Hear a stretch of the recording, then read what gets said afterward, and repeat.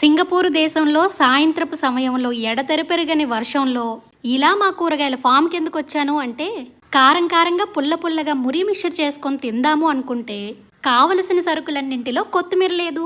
అరే, కొత్తిమీర లేదే మురి మిక్చర్ అంటామా? మరెందుకు ఆలస్యం, ఉందిగా కల్పవృక్షం అని మన ఫామ్కి వెళ్ళి వర్షం పడుతున్న గొడుగేసుకొని మరీ వెళ్ళి కొత్తిమీరను కోసుకొచ్చాను. కొత్తిమీర కోసేటప్పుడు చూపించాలి కదమ్మా అని అంటారేమో. ఒక చేత్తో గొడుగు, ఇంకో చేత్తో ఫోను పట్టుకుంటే కొత్తిమీర ఎవరు కోసేది?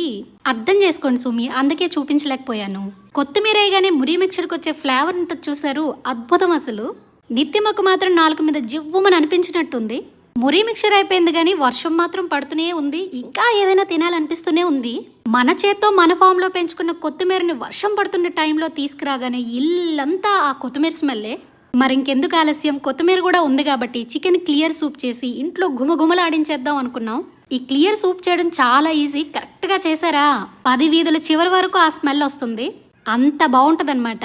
మరి మా పిల్లలకైతే చెప్పక్కర్లేదు, కిచెన్ సూప్ చేస్తున్నంతసేపు కిచెన్లో బల్లుల్లో పరిగెడుతూనే ఉంటారు.